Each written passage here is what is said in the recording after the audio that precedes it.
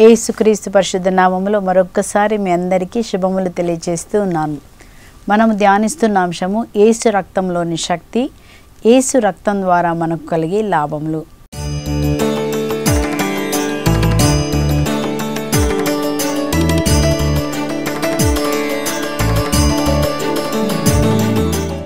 మనం ఇది రెండో భాగం. పోయిన వారంలో మనం ధ్యానించున్నాం యేసు రక్తములో ఉన్న శక్తి ఏంటి, యేసు రక్తాన్ని ఎలా వాడాలి, ఆ యేసు రక్తము వాడినప్పుడు మనకు కలిగే లాభములను గురించి పోయిన వారంలో మనం ధ్యానించామండి.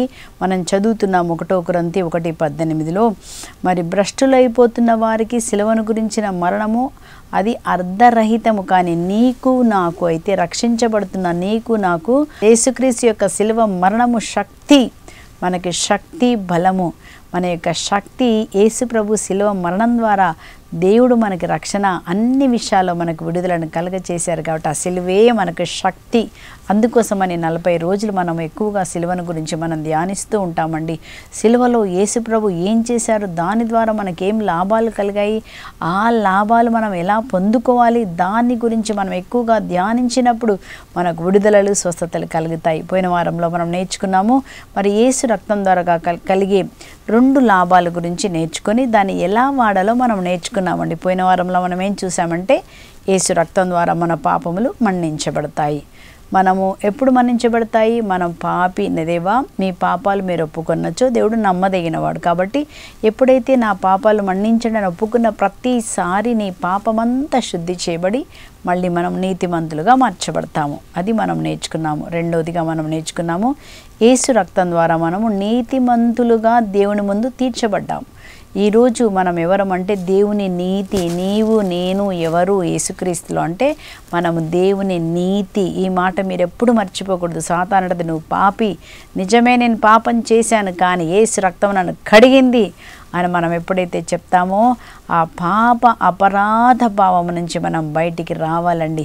అప్పుడు మనం జయంగా ఉంటాము. ఈరోజు మనము 3వ లాభముగా మనం చూద్దామండి. ఇంకా యేసు రక్తం ద్వారా మనకు కలిగే లాభము. యేసు రక్తము లేకపోతే ఏం జరుగుతుందంటే మనము ఎఫెసీయుల పత్రిక 6:12 ఏం నేర్చుకున్నాము, మనం ఈ లోకంలో మనము పోరాడేది శరీరధారులతో కాదు, ఈ యుగపు అంధకార శక్తి నీకు వ్యతిరేకంగా పనిచేస్తున్నాడు. కాబట్టి ఈ అంధకార శక్తిని మనం జయించాలంటే 7 ఆయుధాలు మనకు అవసరమైన పోయిన వారంలో మనం నేర్చుకున్నామండి. ఇప్పుడు మనము ఆ యొక్క 7 ఆయుధంలో ఒక ఆయుధమే యేసు రక్తము. యేసు రక్తాన్ని మనం ఎలా వాడాలి, ఎలా వాడితే మన జీవితంలో అద్భుతం జరుగుతుంది, దురాత్మ శక్తుల నుంచి మనకు విడుదల కలుగుతుంది, మనము నేర్చుకున్నాం పోయిన వారంలో. పాపం నుంచి మనకు విడుదల కలుగుతుంది. కాబట్టి ఈరోజు మనం 3వదిగా మనం నేర్చుకుంటున్నాము యేసు రక్తంలో ఉన్న శక్తి. యేసయ్య మనకి ఈ యొక్క అంధకార శక్తుల నుంచి విడిపించబడాలంటే ఎలా మనం జయిస్తాము సాతానుని, కొన్ని ఆయుధాలు మనకి ఇవ్వబడ్డాయి. ఆ 7 ఆయుధాలు ఒక ఆయుధమే యేసు రక్తం. మనం చదువుతున్నాము దర్శనాగ్రంథం 12వ అధ్యాయంలో. ఇక్కడ మనం ఏం చూస్తున్నామంటే 12వ అధ్యాయంలో మనం చదువుతున్నామండి. ఇక్కడ 11వ వచనంలో, గొర్రెపిల్ల రక్తం ద్వారా వారు ప్రకటించిన సత్యము ద్వారా మన సహోదరులు సాతానుపై గెలుపొందిరి. ఎలా మనం గెలుపొందుతాము అంటే గొర్రెపిల్ల రక్తము. యేసు ప్రభువే గొర్రెపిల్లగా నీ కోసం నా కోసం ఆయన ప్రాయశ్చిత్త బలిగా మారారని మనము పోయిన వారంలో కూడా ధ్యానించాము. కాబట్టి ఇప్పుడు ఏం చూస్తున్నాము, గొర్రెపిల్ల రక్తము ద్వారా వారు ప్రకటించిన సత్యము ద్వారా అంటే ఏం ప్రమాణి ప్రకటించాలి, యేసు రక్తము ఏం చేయనని వాక్యంలో రాసి ఉందో ఆ వాక్యమును నువ్వు నోటితో ప్రకటించినప్పుడు నీకు విడుదల కలుగుతుంది.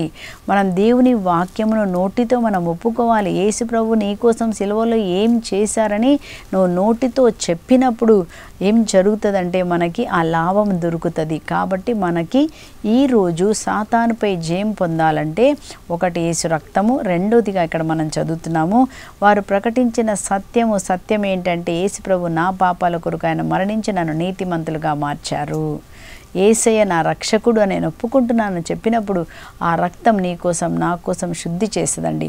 ఈరోజు 3 లాభంగా మనం చూద్దాం. 3 లాభంగా ఏం జరుగుద్దంటే యేసు రక్తం ద్వారా మనకి సాతాను శక్తుల నుంచి విడుదల కలుగుతుంది. రకరకాలుగా మనం పీడించబడుతున్నామండి. కొంచెమంది నిరాశ చేత, కొంచెమంది మనం చూస్తే ఎప్పుడు చూసినా దుఃఖం ఉంటుంది, అదొక దురాత్మ, దుఃఖాన్ని కలిగించే దురాత్మ. అలాగే మనం చూస్తే సమాధానం లేకుండా కొట్లాట కలగజేసేటువంటి ఒక దురాత్మలు ఉన్నాయి. అలాగే మనం చూస్తే నిద్ర పట్టకుండా, అలాగే మనకి పిచ్చి కళలు రావడం మనం చూస్తాము. కొంచెమందికి దురాత్మ వెంటబడుతూ పీడిస్తూ ఉంటుంది. కొంతమందిని రకరకాలైన పాపాలు, బలహీనతలు బయటికి రాకుండా బంధకంలో పట్టి ఉంటుందండి. అధికమైన కోపం ఉండొచ్చు, లేకపోతే తిండితనం ఉండొచ్చు, లేకపోతే అసూయ ఉండొచ్చు, ద్వేషం ఉండొచ్చు, కొట్లాట, ఇవన్నీ కూడా మనం చదువుతాము. శరీర కార్యములు ఇవన్నీ కూడా మనం ఏం చేయాలి? యేసుప్రభు అంటున్నారు, మీరు నా నామములో దయ్యములను వెళ్ళగొట్టెదరు. కాబట్టి ఈ దురాత్మ అంధకార శక్తుల నుంచి మనకు విడుదల కలగాలంటే మనము వాడే ఒక్క ఆయుధం, చాలా వాడాలి కానీ ఒక్క ఆయుధం మనం చూస్తున్నాము, యేసు రక్తంని మనం వాడాలండి. యేసు రక్తం ఏం చేసిందంటే అంధకార శక్తుల నుంచి నీకు నాకు విముక్తి కలుగజేసిందని ఎఫెసీయులకు రాసిన లేఖలో 1వ అధ్యాయము 7వ వచనంలో మనం ఏం చదువుతున్నాము? యేసు రక్తం ద్వారా మనము సాతాను శక్తుల నుంచి విముక్తి పొంది ఉన్నాము. యేసు రక్తం ద్వారా మనము విమోచించబడినాము. ఎక్కడి నుంచి మనం విమోచించబడ్డాము? తండ్రి దేవుడు యేసు ప్రభు ద్వారా మనల్ని ఎక్కడి నుంచి విడుదల చేశారు? మనం చదువుతున్నామండి. కొలస్సీలకు రాసిన లేఖ 1:13లో ఆయన మనలను అంధకార శక్తి నుంచి విడిపించి తన ప్రియపుత్రుని సామ్రాజ్యంలోనికి సురక్షితముగా తోడుకొని వచ్చాను. చూసారా, అంధకార సామ్రాజ్యం నుంచి విడిపించారు దేవుడు.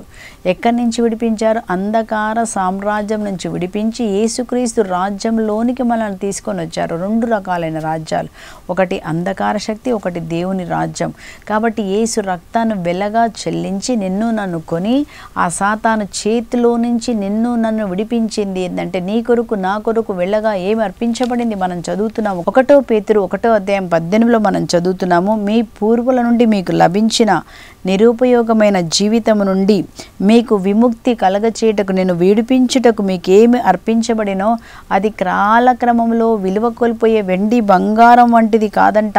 దేని ద్వారా మనం కొనబడ్డాము? దేని ద్వారా నువ్వు సాతాను శక్తుల నుంచి విముక్తి పొందావంటే యేసు రక్తం, నిష్కలంకమైన గొర్రెపిల్ల వంటి అమూల్యమగు రక్తం చేత మీరు విముక్తి కావించబడితిరి. కాబట్టి యేసు రక్తం ద్వారా మనకి సాతాను శక్తుల నుంచి మనకు విముక్తి కలిగింది. కాబట్టి ఎప్పుడైనా దురాత్మ చేత, బంధకాల చేత మనము బాధపడుతున్నప్పుడు ఎలా విడిపించుకోవాలంటే యేసు రక్తము ద్వారా, యేసు రక్తం ఏం చెప్తుందో ఆ మాటను మనం నోటితో పలికినప్పుడు మన జీవితంలో అద్భుతం జరుగుతుంది. మీకు అర్థం కావడానికి ఒక ఉదాహరణ చెప్తాను. నేను ఎప్పుడు చెప్పింది మీరు విని కూడా ఉంటారు. ఒకసారి ఒక ఆమె ముత్తంగిలో డివైన్ వర్డ్ సెంటర్ ముత్తంగిలో వడకానికి చేసుకోవడానికి వచ్చారండి.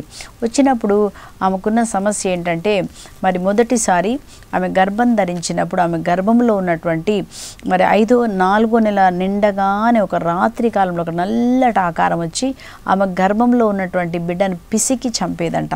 ఆ దురాత్మ వచ్చినప్పుడు గట్టిగా మరుస్తుందండి. అప్పుడు అది పిసికి, పొట్టను పిసికి ఆ బిడ్డను చంపేస్తుందంట. అప్పుడు ఆమెకి ఏం జరిగేదంట, బిడ్డ చనిపోయి ఆ యొక్క మరి గర్భస్రావం జరిగింది. అలాగే రెండోసారి మళ్ళీ ఆ విధంగా ఆమె రెండోసారి గర్భం ధరించినప్పుడు రెండోసారి కూడా అదే దురాత్మ ఆమెను చంపుతుందన్నమాట. అర్థం కావట్లేదు, ప్రభువా ఏం జరుగుతుంది? వాళ్ళు అన్యులైనారు. వాళ్ళంట కొంతకాలం క్రితము వాళ్ళ ఇంటిలో ఏదేదో ఉందని చెప్పి వాళ్ళు గొర్రె పిల్లను, మేక పిల్లను బలిగా రక్తముగా ఇచ్చారు. ఎప్పుడైతే ఒక రక్తము, జంతువు రక్తము అర్పించబడినప్పుడు అది సాతానికి అర్పించబడి ఆ సాతాను మళ్ళీ మళ్ళీ మీ రక్తమును కోరుకుంటారు. కాబట్టి అలాంటి దురాత్మలు మనకు పనిచేయకుండా ఉండాలంటే ఒకే ఒక రక్తం, నిష్కలంకమైన పరిశుద్ధమైన రక్తము మాత్రమే నిన్ను నన్ను విడిపించగలదు. అప్పుడు ఫాదర్ గారు చెప్పారు. ఫాదర్ గారు ఏం చెప్పారంటే, వడకానికి వచ్చారు కదండి, వెళ్ళి అడిగారు ఫాదర్ గారిని, ఫాదర్ ఇది నా స్థితి ఫాదర్, నేనేం చేయాలి అని అడిగినప్పుడు ఫాదర్ గారు చెప్తున్నారు, అమ్మా నీకు తెలియదా, యేసు రక్తం ద్వారా మనము విమోచించబడినామని ఎఫెసీయుల పత్రిక 1:7లో మనం చదువుతున్నాము. కాబట్టి నువ్వేం చేయాలి? యేసు రక్తం ద్వారా నేను సాతాను శక్తుల నుంచి విముక్తి పొందానని నోటితో మనం పలికినప్పుడు సాతాను శక్తి నీ నుంచి వెళ్ళిపోతాడు. ఎందుకు? యేసు రక్తం ద్వారా నువ్వు కొనబడి ఉన్నావు. ఫాదర్ గారు ఆమెకి రక్తాన్ని గురించి చెప్పి ఆమెని పాపాలు, మంచి పాప సంకీర్తన, పాప మన్నింపు అంతా ఒప్పింపజేసి ఆమె పాపాలన్నీ పరిహారించిన తర్వాత ఫాదర్ గారు ఏం చెప్పారంటే, ఈసారి మళ్ళీ నువ్వు గర్భం ధరించినప్పుడు ఏం చేయాలంటే, ఫాదర్ గారు నూనెను ఆశీర్వదించి ఆమెకిచ్చి, అమ్మ నెక్స్ట్ టైం మీరు గర్భం ధరించినప్పుడు ఏం చేయాలి, ఈ యొక్క నూనెను రాసుకుంటూ యేసు రక్తం ద్వారా నేను కడగబడి ఉన్నాను, యేసు రక్తం ద్వారా నేను విమోచించబడ్డానని ఆ యేసు రక్తంను నువ్వు ప్రతిరోజు ఉదయము సాయంత్రకాలంలో వాడాలి. ఆ రక్తం వాడినప్పుడు ఏం జరుగుద్దంటే, మనం చదువుతున్నాము నిర్గమకాండము 12వ అధ్యాయము 12వ వచనంలో మనం ఏం చదువుతున్నామంటే, నిర్గమకాండం 12వ అధ్యాయం 12వ వచనంలో అక్కడ మనం ఈ విధంగా చదువుతున్నాము. దేవుడు అంటున్నాడు, ఆ రాత్రి నేను ఐగుప్తు దేశం అంతటా తిరుగాడుదును, ఐగుప్తు దేశములందరి నరుల పశువుల తొలిచూలు బిడ్డలను చంపివేయుదును, ఐగుప్తు దేశ దేవతలకెల్లా నేను శిక్ష విధించెదను, నేను యావేను. మరణదూత ఈ రాత్రి కాలంలో తిరుగాడతాడు. అయితే వాళ్ళు భయపడి ఉంటారు కదండి, మరి మా సంగతి ఏంటి అన్నప్పుడు ఇక్కడ చెప్తున్నాడు, ఆ మరణదూత మనల్ని ముట్టకుండా ఉండాలంటే మనం ఏమి రాయాలి, ఏమి అప్లై చేయాలి. 13వ వచనంలో మనం చదువుతున్నాము, మీరున్న ఇండ్లకు నెత్తురు పూతలు గుర్తుగా ఉండును. అంటే దేవుడు అన్నాడు, గొర్రెపిల్లని చంపి ఆ రక్తంను తీసుకొని మీ ఇండ్ల మీద నిలువు అడ్డు కమ్మీల మీద మీరు రక్తంను రాయండి. ఎందుకంటే రాత్రి కాలంలో మరణదూత తిరుగాడతాడు ఈరోజు. ఆ విధముగా జరిగినప్పుడు మీ ఇండ్లను చూసినప్పుడు ఆ నెత్తురు పూతలు గుర్తుగా ఉండడం వల్ల మరణదూత దాటిపోతాడు, మరణదూత లోపలికి రారు. అప్పుడు ఫాదర్ గారు చెప్పారు, చూశారమ్మా, యేసు రక్తం ఎప్పుడైతే నువ్వు రాస్తున్నావో ఆ మరణదూత ఆ దురాత్మ నీ కడుపులో ఉన్న బిడ్డను చంపలేదు కనుక యేసు రక్తం ఎక్కడికి తీసుకురావాలండి, మన మీద, మన పిల్లల మీద, మన కుటుంబం మీద ప్రతిరోజు చెప్పాలి, యేసయ్య నీ రక్తం నా మీద, నా పిల్లల మీద, నా కుటుంబం మీద ఉండునుగాక అని మనం చెప్పినప్పుడు రక్తము ద్వారా మనకు విడుదల కలుగుతుంది. అలాగే మేము వెళ్ళి ఏం చేశారు, మళ్ళీ గర్భం ధరించినప్పుడు ఆ యొక్క నూనెని తీసుకొని ఆమె ప్రతిరోజు ఆమె రాయడం మొదలుపెట్టిండండి. ఆమె యేసు రక్తం ద్వారా నేను విముక్తి చెంది ఉన్నాను, యేసు రక్తం ద్వారా నేను కడగబడి ఉన్నాను, సాతానికి నా పైన అధికారం లేదు. అంతేకాదండి, 5 వాగ్దానాలు ఆమె చెప్పారు. ఫాదర్ గారు ఆమెకు 5 వాగ్దానాలు ఇచ్చారు. ఏమని ఇచ్చారంటే, సంఖ్యాకాండము 23 వచనంలో మనం ఈ విధంగా చదువుతున్నాం. ఏమనుంటుందంటే, తంత్ర మంత్రములు మా మీద పనిచేయవు. ఎప్పుడైతే నా మీద పనిచేయవని చెప్తావో, నోటితో చెప్తావో, యేసు రక్తంలో నేను కడగబడి ఉన్నానని చెప్తామో, రెండోదిగా తంత్రాలు మంత్రాలు నా మీద పనిచేయవని చెప్పినప్పుడు అవి పని చేయకుండా, ఎవరైనా నీ మీద ప్రయోగించిన పని చేయకుండా వెళ్ళిపోతాయి. యెషయా గ్రంథం 54:17 కూడా చెప్పాలి. ఏమంటుంది అక్కడ, నాకు నా కుటుంబానికి వ్యతిరేకంగా లేచిన ఏ ఆయుధాలు యేసు నామములో వర్ధిల్లకుండునుగాక. ఈ వాక్యం మనం నోటితో తీసుకొని, వాక్యము ఎలాంటిదండి, మనకి దేవుడిచ్చిన ఖడ్గము, దాని ద్వారా దురాత్మ అంధకార శక్తుల్ని మనం పోరాటంలో ఉన్న వాక్యాన్ని వాడి మనం జయించాలని చూస్తున్నామండి. మూడోదిగా ఫాదర్ గారు ఇచ్చిన వాక్యం లూకాసు వార్త 10:19, నేను మీకు పాములను తేళ్లను నలగద్రొక్కుటకు అధికారం ఇచ్చి తిని, శత్రు సైన్యం అంతటి మీద నీకు అధికారం ఇచ్చి, అవేవి ఎంత మాత్రం నీకు హాని చేయవు. సో ఆమె అలా చెప్తుందండి. రక్తాన్ని ఆమె రోజు నూనెను రాసుకుంటూ, పాములను తేళ్లను నలగదొక్కుటక దేవా మాకు అధికారం ఇచ్చితావా, ఏవి ఎంత మాత్రం నాకు హాని చేయవు అని ఆ విధంగా వాగ్దానాలన్నీ కీర్తన 91:13లో ఏమన్నది, నువ్వు సింహమును నాగుపామును కాలితో మట్టెదవు, కొదమ సింహము కాల సర్పం పాదములతో నువ్వు త్రొక్కెదవు. దేవుడు మనకు అధికారం ఇచ్చారు కాబట్టి మనం ఏం చేయాలి, అధికారాన్ని వాడాలండి. అధికారం వాడేమంటున్నాడు, ఏ దురాత్మల లోపల ఉన్నాయో వాటిని మీరు వెళ్ళగొట్టండి అని చెప్తున్నారు కదా. అప్పుడు ఏం చేసింది ఆ అమ్మాయి, ఆ విధంగా ఆ యొక్క వాగ్దానాలన్నీ చేసుకుంటూ ఆ యొక్క దురాత్మతో ఎలా పోరాడింది చూడండి, యేసు రక్తం తీసుకొని. అప్పుడు మూడోసారి ఆమె ఎప్పుడైతే ప్రెగ్నెంట్ అయిందో, ఆమె గర్భం ధరించిందో, 4వ నెల కాగానే ఆమె భయపడిపోయిందంట. భయపడిపోయి మళ్ళీ ముత్తగికి వచ్చేసింది. ఫాదర్ గారండి నాకు ఇప్పుడు 4వ నెల భయం వేస్తుందండి. ఫాదర్ గారు చెప్పారు, ఏం భయం అక్కర్లేదమ్మా, నువ్వు ప్రార్థిస్తూ ఉండండి.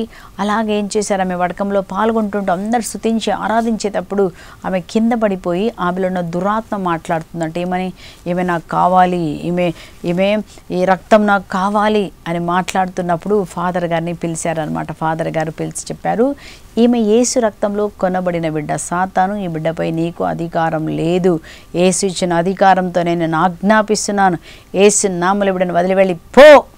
యేసు ప్రభు మనకి ఏమిచ్చారండి, మీరు నా నామంలో దయ్యములను వెళ్ళగొట్టెదరు, ఫాదర్ గారు ప్రార్థన చేసినప్పుడు అప్పుడు ఆమెలో నుంచి దురాత్మ ఏమని మాట్లాడుతుందో ఇది వినండి చాలా జాగ్రత్తగా. ఏమంటుందంటే, మొదటిసారి గర్భంలో ఉన్న బిడ్డ నేనే చంపాను, రెండోసారి కూడా చంపాను, మూడోసారి చంపడానికి లోపలికి వెళ్ళలేకపోతున్నాను.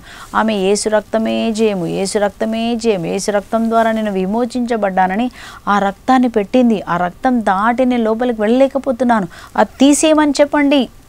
హల్లెలూయా. చూసారండి, ఆ రక్తము మనకేం చేసేదంటే సాతాను శక్తుల నుంచి మనకు విడుదల కలగజేసేది. కాబట్టి ఎవరైనా ఏ విధమైనటువంటి దురాత్మ అంధకార శక్తులతో మీరు బాధపడుతుంటే నోరు తెరిచి మీరు చెప్పండి. ఏమని చెప్పాలి? ఎఫెసీయుల పత్రిక 1:7, యేసు రక్తం ద్వారా నేను విమోచించబడ్డాను. అంటే మనం కొనబడి ఉన్నాము. అంధకార శక్తుల నుంచి నేను విమోచించబడ్డాను, దురాత్మ అంధకార శక్తులు నా మీద పని చేయవు అని నోటితో మీరు చెప్పినప్పుడు ఆ సాతాను శక్తులపై మనకు జయము. అంతేకాదు, మనం ఏం చెప్పాలంటే ఇంకా యేసు నామములో మీరు బంధించి వెళ్ళగొట్టండి. యేసు నామంలో సాతాను భయాన్ని, నిరాశను, దుఃఖమును, త్రాగుబోతు ఆత్మగా మారిన దురాత్మ యేసు నామములో నేను బంధించి నేను వెళ్ళగొడుతున్నాను అని మనం ఎప్పుడైతే వెళ్ళగొడతామో ఏం జరుగుతుందంటే సాతాను యేసు నామానికి మోకాలు వంగి వెళ్ళిపోతాడు. యేసు నామం అన్ని నామముల కంటే పైనామం.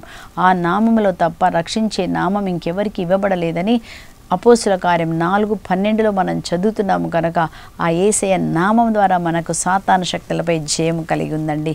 కాబట్టి మీరు ఎవరైతే అలాంటి వ్యక్తులు బాధపడుతున్నారో వారి కోసం మీరు ప్రార్థన చేయండి. దేవా, వారు చేసిన పాపాలు ముందుగా మన్నించమని అడగండి. రెండోదిగా, ప్రభువా నీ రక్తంలో నన్ను కడగండి. మూడోదిగా ఏం చెప్పాలంటే, సాతాను నేను నీకు ఇచ్చిన అధికారం యేసు నామములో నేను తెంచేస్తున్నాను, ఇప్పుడే వెళ్ళిపో. నా నాలుక ద్వారా కానీ కళ్ళ ద్వారా నీకు ఇచ్చిన అధికారం యేసు నామములో నేను క్యాన్సిల్ చేస్తున్నాను. యేసు నామములో ఇప్పుడే వెళ్ళిపో. యేసు రక్తాన్ని నా మీద, నా పిల్లల మీద, నా భర్త మీద మనం ఎప్పుడైతే చల్లుతామో ఏం జరుగుద్దంటే మనకు రక్షణ అండి. అందుకే ఫాదర్ క్రీస్తు గారు చక్కని పాట రాశారు, చిలకరించేసయ్యా నీదు రక్తము కదా. ఆ పాటను ప్రతిరోజు మనం పాడుకొని మనం కూడా మరి ఫాదర్ గారు ఆశీర్వదించిన ఆ యొక్క నీళ్ళను తీసుకొని ఏం చేయాలి, ఇల్లంతా చల్లుతూ చిలకరించేసయ్యా నీదు రక్తం అనే పాట, చల్లకపోయిన నీళ్ళు చల్లకపోయినా ప్రతిరోజు చిలకరించేసే ఆ పాట పాడుతూ కీర్తన 91 కూడా మీరు చెప్తూ వాక్యం ద్వారా సాతాన్ని మనం జయించాలండి కదా. సంపూర్ణ రక్షణ కోరు ప్రార్థన, ఇవి రెండు ఫాదర్ క్రీస్తు గారు మనకిచ్చారు. ఆ సంగమ పుస్తకంలో రాయబడినటువంటి ప్రార్థన ప్రతిరోజు మీరు చెప్పండి. యేసు రక్తాన్ని గురించిన ఒక పాటను మీరు పాడండి. అప్పుడు యేసు రక్తం ద్వారా మనకు జయము కలుగుతుందండి. అన్ని దురాత్మ అంధకార శక్తులు యేసు నామానికి మోకాలు వంగిపోతాయి. నీ గురించి కాదు, యేసు నామని చెప్పినప్పుడు, యేసు రక్తాన్ని మనం తీసుకున్నప్పుడు రక్తం దాటి సాతాను లోపలికి రాడు. కనుక మన గృహాలని అన్నిటిని కూడా యోబు గ్రంథం 1:10 ఉంటుంది. అక్కడ 5 చోట్ల యేసు రక్తాన్ని పెట్టాలా. మన మీద, దేవా నా మీద, మన కుటుంబం మీద, మన వ్యాపారం ఉంటే వ్యాపారం కానీ, లేకపోతే మూడోది ఉద్యోగాలు పిల్లలు చేస్తుంటే వాళ్ళ మీద పెట్టాలి. నాలుగోదిగా మనకున్న ప్రాపర్టీస్ ఏదైతే నీకున్నాయో అన్నిటి మీద, నీకున్న ఆస్తులన్నిటి మీద యేసు రక్తాన్ని తీసుకు. అప్పుడు ఎవ్వరు దాన్ని ముట్టుకోరు, సాతాను ముట్టుకోడు. ఐదోదిగా మనకు వచ్చేటువంటి అభివృద్ధి ఆగిపోతుంది, ఒక్కోసారి ప్రమోషన్ ఆగిపోద్ది. యేసయ్య నీ రక్తంను పెడుతున్నానని చెప్పినప్పుడు ఆగిపోయిన ప్రమోషన్, ఆగిపోయిన ఆరోగ్యం మన జీవితంలో కలుగుతుందండి. యేసు రక్తం ద్వారా మనం సాతాను శక్తులపై జయం పొందామని మనం చదువుతున్నాము. ఐదోదిగా యేసు రక్తం ద్వారా మనకు కలిగిన లాభం ఏంటి అంటే మనము దేవునికి యాజకులుగా మార్చబడ్డామని మనం చదువుతున్నామండి. దర్శన గ్రంథం 5వ అధ్యాయంలో మనం చదువుతున్నాం. దర్శన గ్రంథం 5వ అధ్యాయంలో 9, 10 వచనాలు చదువుతున్నాము. వారు ఒక కొత్త పాటను ఇట్లు పాడిరి, గ్రంథములు గ్రహించుటకు దాని ముద్రలను పగలగొట్టుటకు నీవు యోగ్యుడవు. ఏలైనా నీవు వధింపబడి నీ రక్తము వలన ప్రతి జాతి నుండి, భాష నుండి, ప్రజల నుండి, తెగ నుండి దేవునికై ప్రజలను కొంటివి.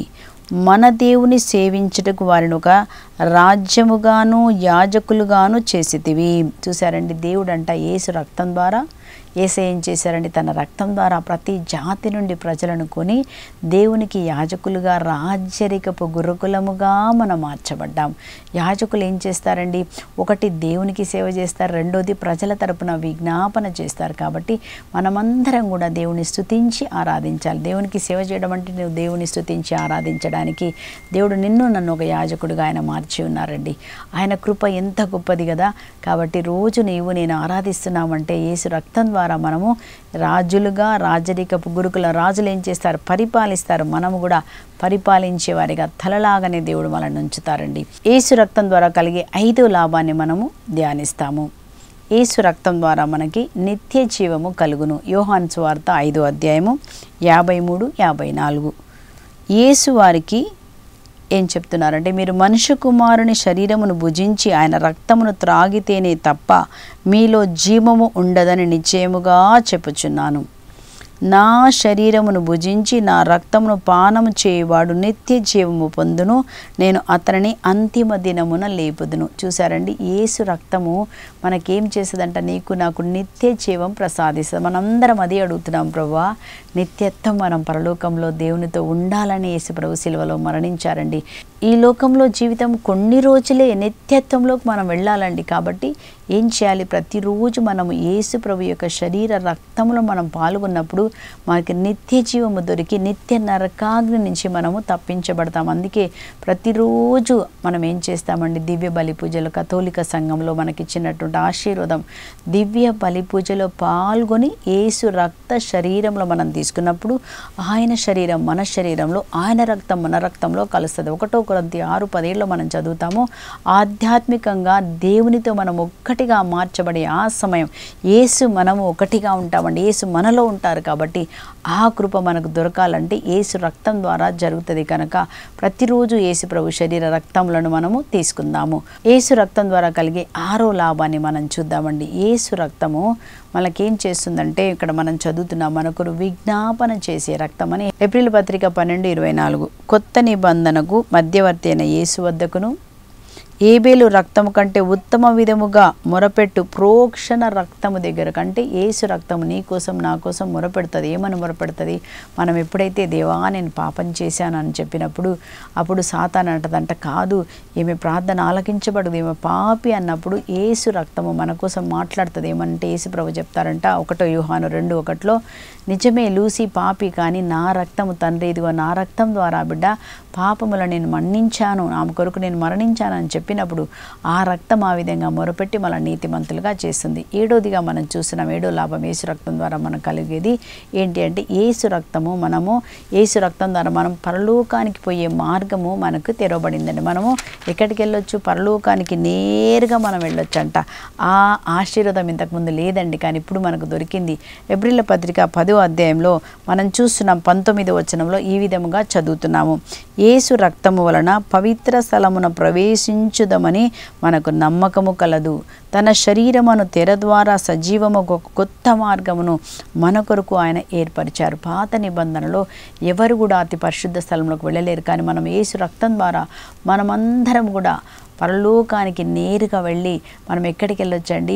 మీరందరూ ధైర్యవంతులై కృపా సింహాసనం దగ్గరికి మీరు రండి. మనం అతి పరిశుద్ధ స్థలమైన పరలోకానికి వెళ్ళి మనం దేవుణ్ణి అక్కడ మన విన్నపాన్ని తెలుసుకోవచ్చు. పరలోకానికి వెళ్ళి దేవునికి నీకేం కావాలో నువ్వు చెప్పవచ్చు అండి. అలాంటి ఒక ఆశీర్వాదం యేసు రక్తం ద్వారా పరలోకానికి ప్రవేశించే ఆశీర్వాదం దొరికింది. కాబట్టి 7 ఆశీర్వాదాలు దేవుడు యేసు రక్తం ద్వారా మనకు కలగ చేయబడింది. కనుక ప్రతిరోజు యేసు రక్తాన్ని, ఒక్కరోజు కాదండి, 40 రోజులు మాత్రమే కాదు, రోజు చెప్పాలి, యేసయ్యా నన్ను నా కుటుంబాన్ని మీ రక్తంలో కడగండి, మా పాపాలన్నీ కడగండి. యేసు రక్తం ద్వారా మేము నీతిమంతులుగా మార్చబడ్డాం, యేసు రక్తం ద్వారా పరిశుద్ధపరచబడ్డాం, యేసు రక్తం ద్వారా మాకు నిత్య జీవం దొరికింది, యేసు రక్తం ద్వారా మేము యాజకులుగా మార్చబడ్డాం, యేసు రక్తం మా కోసం మొరపెట్టును గాక, యేసు రక్తం ద్వారా మేము పరలోకాన్ని ప్రవేశించుతున్నాము అని చెప్పినప్పుడు ఇవన్నీ మన జీవితంలో వస్తాయి. కాబట్టి ప్రతిరోజు యేసు రక్తం తీసుకోండి. జసింతక చక్కగా పుస్తకం రాశారు యేసు రక్తాన్ని గురించి. పుస్తకం తీసుకొని మీరు ధ్యానించండి. అనేక మంది గురువులు కూడా మీకు యేసు రక్తాన్ని గురించి దివ్యవాణిలో బోధిస్తుంటారు. ప్రతిదీ కూడా రాసుకొని రోజు నోటితో చెప్పండి. యేసు రక్తం ద్వారా మనకి అన్ని 7 ఆశీర్వాదాలు మనకు దొరుకుతాయి. ప్రార్థించుకుందాం. పరిశుద్ధుడైన దేవా, పరలోకపు తండ్రి, మీరు సిలువలో మా కోసం మరణించి మీ రక్తంను కార్చి మమ్మల్ని పరిశుద్ధపరిచినందుకు వందనాలు దేవా. నీతిమంతులుగా మార్చినందుకు, సాతాను శక్తుల నుంచి నీ రక్తం ద్వారా మాకు విడుదల చేసి మమ్మ యాజకులుగా మార్చినందుకు, నిత్య జీవం ఇచ్చినందుకు అయ్యా తండ్రి ప్రభా దేవా, నీ రక్తం మాకు రోజు మా కోసం మొరపెడుతూ మేము పరలోకానికి వచ్చే కృపను మాకు ఇచ్చినందుకు మీకు వేలాది కోట్ల స్తోత్రాలు తెలియచేసుకుంటుండగా తండ్రి, ఈరోజు మమ్మల్ని అందరినీ మరొక్కసారి శుద్ధి చేసి మమ్మల్ని అందరినీ పరిశుద్ధపరచమని దయచేయమని, మేము నిత్యము నిన్ను ఆరాధిస్తూ నేను స్తుతించే భాగ్యాన్ని మా అందరికీ దయచేయమని యేసుక్రీస్తు అతి పరిశుద్ధ నామం పేరిట అన్నీ అడిగి పొందుకొని ఉన్నాము పరలోకపు తండ్రి. Amen, amen. దేవుడు మిమ్మల్ని దీవించునుగాక. యేసు రక్తమును మీరు ప్రతిరోజు వాడండి, ఆశీర్వాదాలు పొందుకోండి. Praise the lord.